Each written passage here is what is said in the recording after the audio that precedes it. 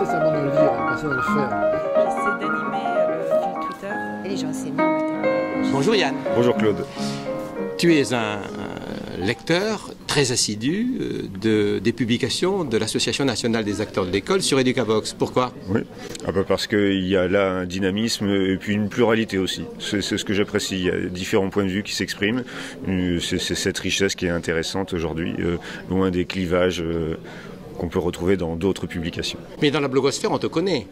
Qu'est-ce que tu fais exactement? Un peu de tout. Tu es enseignant d'abord. Je suis d'abord enseignant en fait. Si je publie, c'est parce que j'enseigne. Si je n'avais pas enseigné, je n'aurais rien à publier en fait.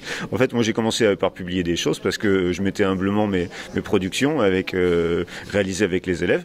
Et puis en fait, je me suis amusé à les développer pour les mettre sur le web et puis les soumettre aussi au regard des autres. C'est ça qui m'intéressait. Alors, le regard des autres sur quelque chose de très particulier quand même. Sur l'enseignement du français, un enseignement recourant au numérique, voilà. Donc c'est un enseignement qui, via le numérique, permet de différencier ou de bénéficier de l'enrichissement qu'un texte peut trouver sur une liseuse, par exemple, ou qu'un traitement de texte collaboratif peut susciter. Parce que, par exemple, il m'est arrivé quelque chose d'assez rigolo il n'y a pas très longtemps.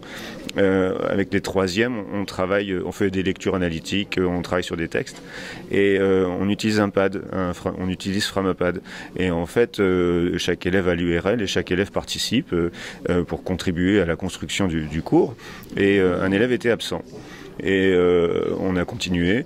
Et quelques minutes après, on a vu cet élève intervenir de chez lui, participer, répondre aux questions via le chat. Donc c'était assez rigolo. C'est ce genre d'usage du numérique qui m'intéresse. Oui. Alors pour un enseignant de français, le numérique c'est quand même un plus? Ah oui, absolument, oui. Après, l'idée c'est de se demander comment on va pouvoir renouveler certaines pratiques, comme la lecture analytique justement, avec le numérique. Il y a des choses qui ne s'imposent pas comme ça et il faut chercher, tâtonner.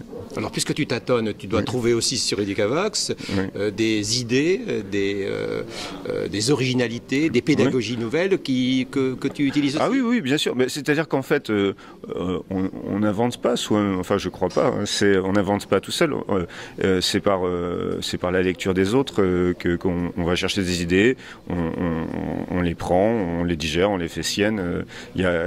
Cette culture du partage, elle est vraiment essentielle, parce que se sentir seul, enfin, moi je me souviens, à un moment donné, j'ai pu me sentir seul avant l'avènement des blogs, avant l'avènement des réseaux sociaux, puis des blogs avant.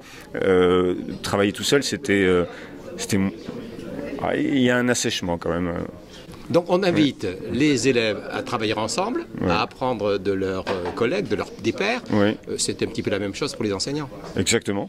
On n'a jamais autant appris, je crois, aujourd'hui. Oui. Et donc dans la société, apprendre de l'autre, c'est utile. Ah bah oui, ça veut dire que l'autre a quelque chose à vous dire, pourvu qu'il vous le dise plaisamment. Oui, bien sûr, oui. Du coup, on apprend énormément de l'autre. Bah oui, c'est ce qu'on appelle les multiples, l'intelligence collective, tout ça. Oui, c'est fondamental. Alors vous êtes aujourd'hui à Bordeaux pour les 20 ans de l'ANAE. Pourquoi vous êtes venu? Parce que c'est fascinant de voir qu'un projet qui a émergé il y a 20 ans puisse continuer et que en plus au bout de ces 20 ans il y a encore quelque chose. Enfin, il y a plein de promesses. Il y a là un dynamisme, comme je disais tout à l'heure, qui est assez fascinant. J'aime bien cet enthousiasme. Bon, alors, le mot enthousiasme a toujours une connotation religieuse, mais j'aime bien cet enthousiasme. J'aime bien les gens qui s'enthousiasment et qui ont envie de poursuivre, de faire des choses et donner l'envie d'aller de l'avant. Enfin, nous, quand on vous regarde, on voit aussi quelque chose d'enthousiasmant. Merci beaucoup. Merci. Merci beaucoup.